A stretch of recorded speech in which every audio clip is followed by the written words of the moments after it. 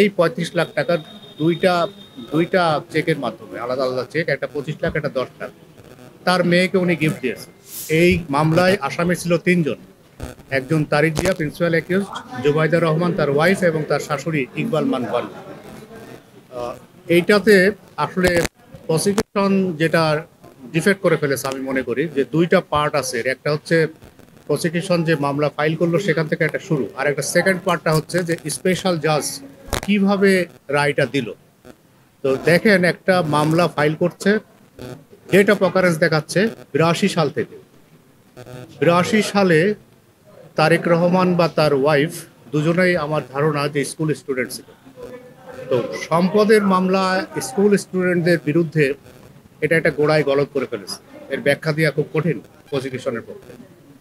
যে প্লাস হচ্ছে দেখেন যে এফআইআর এর মধ্যেই বলছে যে জুবাইদা রহমান, যিনি অ্যাপিল্যান্ট এখানে একমাত্র, তার বিরুদ্ধে ৩৫ লক্ষ টাকা যে ওই ডিসপ্রপোর্শনেট টু আর নন সোর্স অফ ইনকাম, তার জ্ঞাত আয় বহির্ভূত সম্পদ।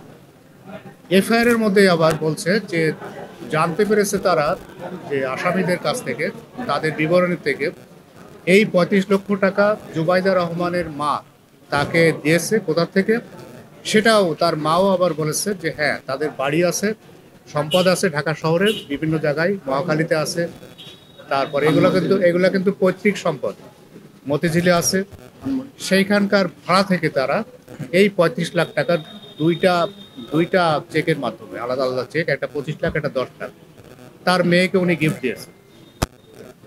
তো এটা খুব রিজনেবল একটা ব্যাখ্যা। তো আয়ুষ সাহেব, তৎকালীন ইনভেস্টিগেশন অফিসার, এটা বিশ্বাস করেনি। বিশ্বাস না করে বলেছিল যে এটা তারেক রহমানের টাকা। এই ছিল অ্যালিগেশন। এটা কোর্ট হচ্ছে 27 subsection 1 of the anti corruption commission act, কোর্টের বিবেচনার একটা ক্ষমতা দেওয়া হয়েছে, তার উপরে ছেড়ে দেওয়া হচ্ছে যে কোর্ট যদি মনে করে যে এই ব্যাখ্যা বিশ্বাসযোগ্য তাহলে কোর্ট বিশ্বাস করতে পারে। এখন নিচের কোর্ট দেখেন তাড়াহুড়ো করতে গিয়ে যে ভুলগুলা করে ফেলেছে, যেটা প্রসিকিউশনের জন্য খুব ক্ষতি হয়ে গেছে।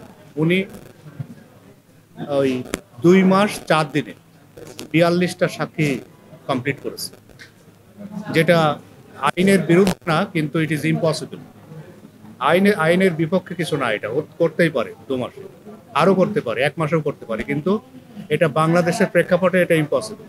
এই তাড়াহুড়ো করতে গিয়ে উনি যে চার্জ গঠন করেছে, সেই চার্জটা 3 লাইন। মিনিমাম যে একটা মানুষের বিরুদ্ধে তুমি অভিযোগ গঠন করছো, তার বিরুদ্ধে অভিযোগ কি, একজন আসামি ভবিষ্যতে এসে যাতে তার যুক্তি খণ্ডন করতে পারে এই অভিযোগগুলোর ভিত্তিতে, সেই অভিযোগটাই উনি চার্জের মধ্যে লেখেন। এই চার্জটা হচ্ছে ডিফেক্টিভ। এগুলো হয়েছে তাড়াহুড়ো করতে গিয়ে। এবং সাক্ষী লিখছে মনে হচ্ছে যেন উনি রায় দিচ্ছে। সাক্ষীর ভাষা সাক্ষীর ভাষা হবে, সাক্ষী নিজে যে সাক্ষী হচ্ছে তার মুখের ভাষাটাই হবে সাক্ষীতে। এখন উনি রেকর্ড করছে কি ওনার নিজের মতো করে, তিনি তাকে এটা বলতে পারেন না। সাক্ষী যখন বলছে আমি এই করেছি, আমি লিখতে হবে। ছিল মানে হচ্ছে যে ছিল। এখন এইটা হচ্ছে আমার এখতিয়ারাধীন না, আমি এটা রেফার করব to the commission will take decision. এটা তো পুরোপুরি কোর্টের উপর ডিসিশন, যে কোর্ট কি রায় চেঞ্জ করবে কি না করবে, এটাকে আমি এখানে দাঁড়ায় বলতে পারি? আর সেকেন্ড কথা হচ্ছে যে আমরা হচ্ছে প্যানেল লয়ার, আমরা মতামত জানাবো কমিশনকে। কমিশন উইল টেক ডিসিশন যে তারা আপিল করবে কি করবে না। তার মানে আসিফ ভাই মামলার আমি পুরো ফ্যাক্ট তুলে ধরে আমি হচ্ছে কমিশনের কাছে রিপোর্ট করব। জি, তার মানে হচ্ছে যে মামলার